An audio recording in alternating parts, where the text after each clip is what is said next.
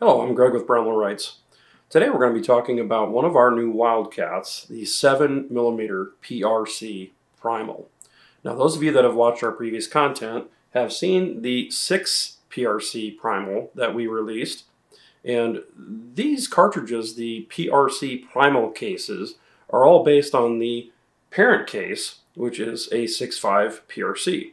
To take a 6.5 PRC, neck it down to 6mm, and then fire form it to get our 40-degree improved shoulder. With the 6mm, it's very straightforward because all we have to do is take our 6.5 and run it through the short action customs bushing to knock it down to 6mm. A very novice hand loader can do this very easily. Today, in dealing with the 7mm, we have a unique little puzzle that we have to solve. Here's a 7mm Burger 180 grain hybrid, and as you can see, this 7mm will not go in this hole, so necking it down won't do us any good. We need to go from 6.5 to 7. We also have the unique problem of we need to fire form this thing to get our 40-degree shoulder. We're going to look at how to solve these unique problems and also introduce you to the 7mm PRC Primal. You know, I just really like Wildcat cartridges. There was a time in my shooting career when I stuck to the factory offerings because that's what was easiest. They offer a level of performance that the factory chamberings just cannot achieve. And there's other intrinsic benefits as well that go beyond the exterior ballistics, such as the ability to maintain a batch of brass. The 40-degree shoulder, obviously, or 35-degree shoulder, will allow cartridges to exhibit not only more case capacity, which allows you to have a little bit of extra performance, but the stability that comes along with the way that the interior ballistic behaves on a improved case, and then the way that the brass behaves as you have a minimized brass flow and growth, and that will reduce your trimming. And obviously, as you're shooting multiple firings, the brass from down here is flowing up and out. Well, it's thicker down here than it is up here. And the more that that brass moves, the softer the brass is, the more it moves. The shallower that the shoulder angle is here, the more it will move. And that over time, through subsequent firings, will result in that thicker, less consistent material finding its way up into your neck. Now, there's neck turning and all kinds of things that we can do to remedy that problem. But the beauty of having an improved case is that we limit and mitigate many of those effects off the start. So it's not just the exterior ballistics that you gain benefit from here. The stability of the cartridge and its ability to maintain high levels of accuracy and precision through multiple firings on the case, sometimes an extreme number, 50, 60, 80 firings on a case, and the brass will continue to perform firing after firing. So those intrinsic benefits make wildcat shooting incredibly fun. A lot of what makes shooting wildcats possible is the availability of dies. And we are solving that problem with the PRC Primals with our partnership with Short Action Customs. The Short Action Custom dies are the most excellent sizing dies that I've used to date. I'm just going to peel the top off here so you can kind of see how these things come together. The die body itself is modular, so it is for the PRC Primal body size, and I have affixed a Short Action Customs Forster lock ring to be used with the coax press. These things are phenomenal because they lock into the press, and they have a large interface here, so you don't have to worry about stripping out some little nut or anything. The ring itself has indicators that help you in your adjustments up and down of the die. And this front portion here sticks out the front of the Forster coax and makes it so that it doesn't rotate. So then you can use a Short Action Customs die wrench and you don't have to grab a hold of the lock ring because it is held by the Forster coax press. Here's what the interior assembly of the Short Action Customs dies look like. Now, all of the Primal Rights versions of these dies will have a one-piece expander decapper assembly. Here you can see I've got a series of shims So I have 3/1000 worth of shims. So see if I can get this one separated. There it is. So when I find my measurement, I'll end up, probably setting the die up and finding myself just a little too long. And what I can do is just pull out one or two of these shims to make it very easy for me to get my exact measurement. Now you can do the same thing in reverse. You can run it short and then just stack in a couple of shims to get your desired dimension. Those shims run in between the taper and your bushing. And so that stack presses together like so, and the bushing will set your shoulder bump, and so removing or adding these shims changes that dimension. In dealing with these dies, oftentimes this little taper will get stuck, so you just use the Short Action Customs wrench, and it's got a little flange here, and so you just pop that in there, and you can pop that taper loose. Then you can see our collet, and that collet holds our entire one-piece expanding decapper. And you can see the dimension here. So I've got a 281, which is 3/1000 under the 284 or 7mm bullet diameter. And that's where I really like to run for most of my expanders, is roughly 3/1000 under bullet diameter. That'll allow for a minimum of 3/1000 of diameter interference fit on the bullet. But realistically, with brass spring back, when I'm pulling it open against this expander, the spring back, it'll be at least a 0.5 sometime 1/1000, and that spring back will give me roughly 4/1000 of diameter interference on the bullet. I know that's heavier than most of you have heard of. Most people run like 2/1000 or something, but I have found much more consistent results in the finite accuracy and precision when I'm running roughly 4/1000. You'll notice that this expander portion here, it doesn't start until after the bottom of the neck shoulder junction of this bushing. So what we want to do is make sure that this is not hanging way down here and too far away from our bushing. And so we can add shims to the top. See this shim here? It's a 25/1000 shim.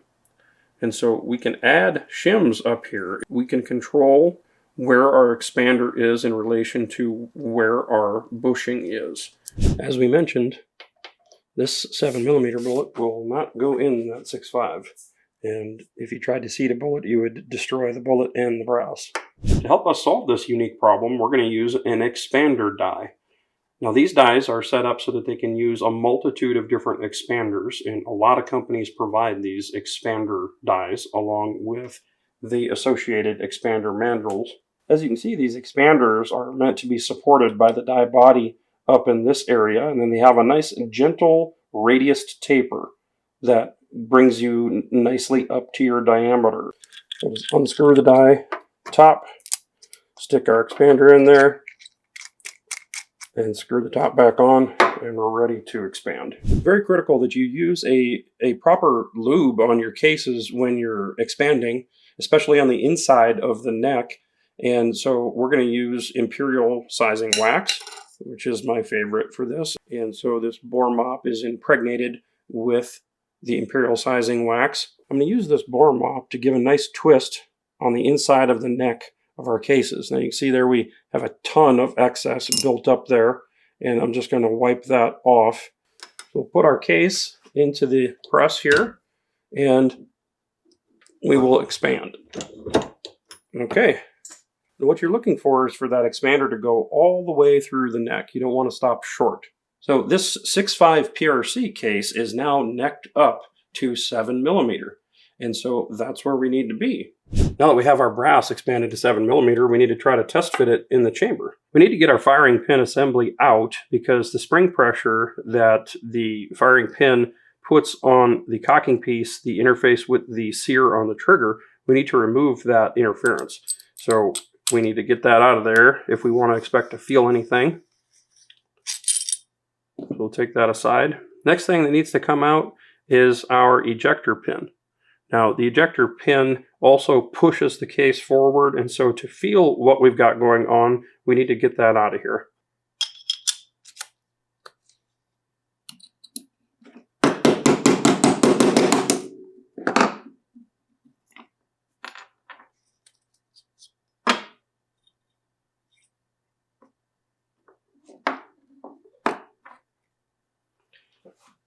Now our bolt is completely free to go in the rifle, and it will just fall down. We're going to take our bolt and just hook the case in behind our extractor and feed it into the chamber. Okay, so the bolt just fell effortlessly, and that's not good, because if we were to try to fire form this in this configuration, the case would not be pressed hard against the bolt face, and we would not get an adequate fire form. So we have to take another step here in order to remedy it. We could just jam a bullet into the lands, but that's a less effective method of fire forming. I prefer to set up a false shoulder on the neck and create some tension on the brass before we fire form.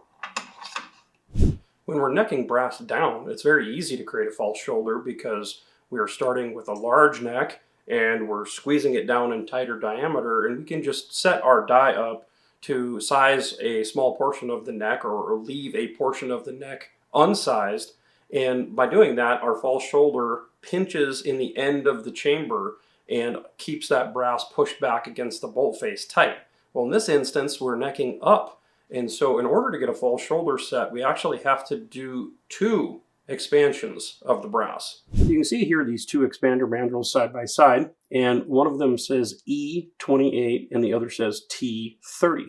Now what you're seeing here is the differentiation between an expander mandrel and a turning mandrel. So this mandrel set is from a neck turning mandrel kit that I had purchased, and it has both, or I had the option to buy, expanding mandrels and turning mandrels. Obviously this is important when neck turning because you want to expand the case, and then the turning mandrel is smaller than the expanding mandrel.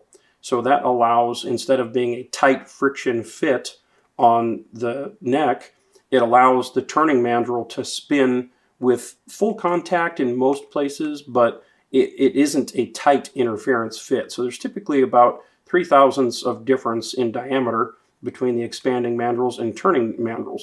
Now, because I do not need 30 caliber in my final form, I'm going to use a turning mandrel in 30 caliber because that's the smallest one that I have in my next step. Now, you could have a custom mandrel or a custom sized mandrel that you could use to put the neck up to a diameter that's a minimal spec. So for this instance, we're going to use the 30 caliber mandrel, and we're going to take this neck from 7mm now to 30. Now, once again, lubing the inside of the neck is very important because this is a very traumatic op. We will want to anneal after all this is done because we're putting a tremendous amount of work hardening into this brass. Our 30 caliber neck formed on our 6.5 PRC parent case. Now this will not go into the rifle in this configuration, so I'm going to have to get out our sizing die and neck this thing down now to 7mm, and we'll get that false shoulder set right where we need it to be so that there's adequate tension on the bolt during closure. So I've got the short action customs die in here, and this time, because we're going to actually be sizing on this case, I'm going to put some lube on the exterior as well as deposit some more lube on the interior of the neck. Now, what I'm looking for here is to set my die up so that it is up high and has no chance of hitting the shoulder on this case. I've got a good portion of the neck size there. So I'm going to go fit this in the rifle and see how close we are. So the same process again. We're going to go ahead and use our extractor, just hook that in, and so definitely can't make it right. We're not there at all, and so I've got to get that die adjusted down a little bit more. So you have to be very careful when you make your adjustments not to overshoot it, because it's a very, very finite relationship between too far. Okay, see there? There's a little bit more force than I wanted to apply, but I was able to get that bolt cammed over. And so we had good tight contact there. I don't want it to be quite that tight, so I'm going to go back and set this up for just a little bit more sizing of the neck. Okay, so by running this piece up into the chamber like we did, we effectively already reduced the size of this brass. So from here on, it'll go in easier, but that's still a little too tight. If you have this relationship set a little too tight, it will cause premature bolt lug wear. The rear surface of your bolt lugs here on the back of the lugs will wear prematurely, and in some cases even gall. So we don't want that. Okay, that's starting to get a little better. So that's kind of what we want. We want it to be tight, but we don't want it to be brutal. Now that I've got this set up, I'm going to go ahead and try this with a fresh piece of brass, because the more we mess around with this brass, the more it's going to change. And as this changes, the amount of force and the setting on the die that we use will change. So let's try this with a fresh piece. First we'll start with our 28 caliber expander, and we'll go up to 7mm and go to 30. Now we are at 30. Grab our Short Action Customs die. So this case represents what would actually be happening, because we're not going to sit there and pass it through multiple times. It's just going to get expanded to 7, expanded to 30, and then neck down in the creation of our false shoulder. Let's see how it fits.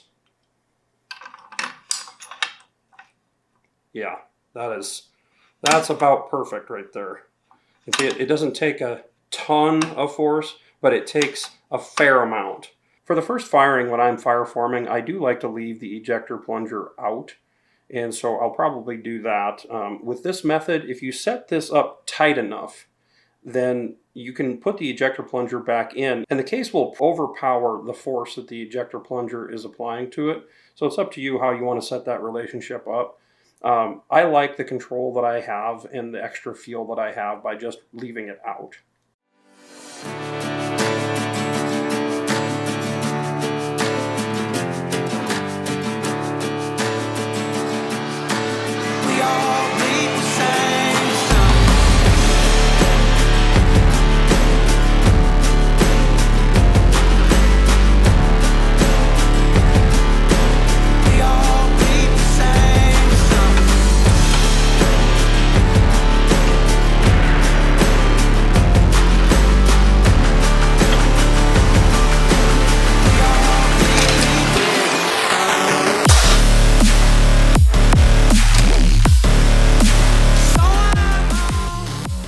On the very left is the 6.5 PRC parent case. And the next step is 7mm, and then we neck it to 30 caliber, and then we run it through the die, and that gives us our false shoulder. And then we prime the case, add powder, seat our bullet, and fire form, and we're left with the final formed 7mm PRC Primal on the right. Playing with these unique wildcats is one of the great passions of my life. The amount of knowledge and experience that one needs to have in order to be able to effectively get an ecosystem like this put together, from the design of the reamer and chamber, and then getting dies together, and figuring out your loads afterwards. Obviously there's no load data out there for a 7mm PRC Primal. That is just extremely fulfilling to me. I really enjoy doing that. Blazing a new trail for someone else to follow is just one of the great passions of my life. I really enjoy it. This is not to say that I'm recommending that everyone in the world should go and get a 7mm PRC or a PRC Primal. Instead, this is just an acknowledgement to the fact that there are some cool things that you can do when you start playing around with wildcats, but a lot of shooters are going to be very happy with the performance that they get from factory cartridges. And the reasons why these wildcats are compelling can vary from cartridge to cartridge, but the factory offerings are also like that. Whenever a new factory offering comes out, it's very likely doing some job that a previous cartridge was unable to do to the satisfaction of everyone out there. So this cartridge, the 7PRC Primal, is no different in the sense that it's going to allow me to use 6.5 PRC LaPo brass to have this type of 7mm performance. And we're going to be doing a bunch more videos in the future on the 7PRC Primal so that you can follow along here on the YouTube channel. We're going to be drawing some direct comparisons between the 7PRC Primal and the new 7PRC factory cartridge that Hornady has just released. And we may throw in a few other 7mm cartridges in our testing, and just for the sake of comparison. Well, now you at least have some idea of what it takes to neck up a cartridge, because there's quite a few different Wildcats out there that are a neck up operation that is very similar to this. I know a lot of you probably thought that this was going to be a lot more complicated, but realistically, when you have the right equipment and you know how to do things, it is actually very simple. Supporting cartridges like this is not hard. And that's one of the great myths surrounding Wildcat cartridges, is that they are off limits to the majority of hand loaders and that they're very complicated to make. And that is just simply not so anymore. My early efforts in doing Wildcats such as this were more difficult, and right out of the gate, you don't really know how to dimension things properly, how to set up the chamber so that the brass is going to behave optimally. But after you've done it a few times, you get some experience to know exactly how that brass is going to move, or at least have a reasonable expectation of how it's going to move and how it's going to react during the various operations that you need to perform in order to get it to its final form. So while it doesn't always work out perfectly, today we had a very smooth and trouble-free experience. Obviously, the amount of experience that you have going into a project like this always helps. The more experience that you have, the higher the likelihood that everything's going to go right. That's it for today's episode. Don't forget to hit the little like button and subscribe if you're not a subscriber already. And then if you do enjoy this content, please do share it, as that helps our YouTube metrics quite a lot. God bless you all. Thank you for watching. And we're heading into 2023. This will probably be our last video for 2022. I hope you've all had a safe and joyful Christmas, and the new year is fast approaching. So Happy New Year to you all, and we'll see you in 2023.